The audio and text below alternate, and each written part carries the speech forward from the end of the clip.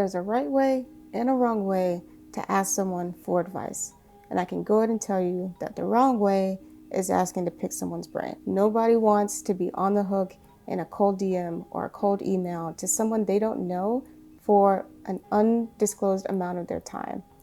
The best way to ask for advice is really to be specific. And in this video, I'm going to share 5 key questions that you can ask instead of, "Can I pick your brain?" Hey everyone, my name is Angela Hollowell and I'm the founder of rootfulmedia. One of the best ways to grow your business is to grow your network.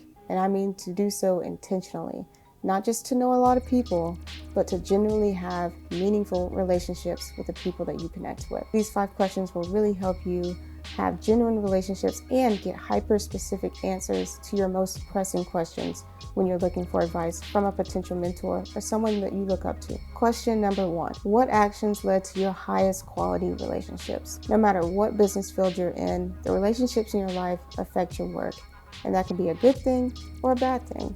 Some of the best stories and inspiration come from the people around me, the people that I know. So I highly recommend, if you're looking for advice on just how to match your personal life with your business performance, this is a really good go-to question to ask. Question number 2, what's something that you didn't realize was important early on that you wish you had? This is better than, what would you do differently if you started over today? Probably 1,000 things. But at the end of the day, they really didn't know, and there's no way to translate all of that experience and knowledge in 15 minutes, 30 minutes, maybe not even an hour. So to succinctly get to, 1 to 2, maybe 3 things that they would really do differently if they were to start over right now today, I highly recommend asking this question. Question number 3. What did you do differently to set yourself apart from others in your industry? This is really alluding to how they really created their unique value proposition. And for a lot of people, that can mean a lot of different things. And I think that their answer will probably be really helpful in you really deciding and honing in and focusing on what makes you and your story unique and how you can leverage that from a creative business perspective. Question number 4, what was your biggest unexpected challenge and how did you overcome that? I think for a lot of reasons, we don't really plan for the bad things that can happen. And sometimes you can't plan for the bad things that can happen, but inevitably bad things will happen. So I think it's always good to ask, what were some unexpected things that came up? What were some things that you didn't foresee happening? They probably researched a lot of the same things that you're researching. If you plan to the 1,000th degree of detail, what are still some things that I could be blindsided with that I might need to think about and try to overcome? So I highly recommend this question if you feel like you've planned as much as you can plan, but you just want to know, what are some unexpected things that I didn't plan for?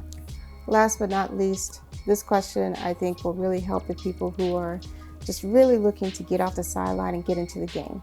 What was the most important action or mental shift that allowed you to go from aspiring to confident professional? And I think a lot of times when I was getting started, I would say, well, I'm an aspiring filmmaker, I'm an aspiring podcaster. And it's like, no, I'm doing the thing actually.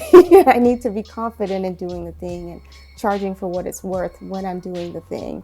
And a lot of people have confidence issues when pricing and trying to figure out sales, which is going to be the backbone of your business. You need to make revenue for it to be a business. I think for everybody, that mental shift is different, and the way they approach that mental shift or the actions that it took for them to really gain the clarity and the confidence that they needed are going to be different for everyone. As someone who is in a similar industry or who has followed a similar path as you, it would be really good to ask them, what did it take for you to, get rid of that imposter syndrome and really feel confident in who you were as a creator and as an entrepreneur? These are questions that I've come up with over time that have been super specific and that I think will really help you gain the clarity that you need in any amount of time that you have to talk with someone that is giving you their time willingly, or even if you have to pay for it. The last thing you want to do is have the chance to talk to someone who could really give you sound, critical advice and only focus on camera gear or what lens they use to shoot certain scenes. All of that is subjective. I think that, what's really more important is to hone in on, not just your creative style. You probably don't need a whole lot of help doing that, but to really hone in on your business confidence and your business acumen as a creative business owner. So that's it for me. I hope this is very valuable to you if you go into your next networking event or your next cold DM or cold email to someone that you want to learn from. If it was valuable, please give this video a like and subscribe so I can see you in the next video.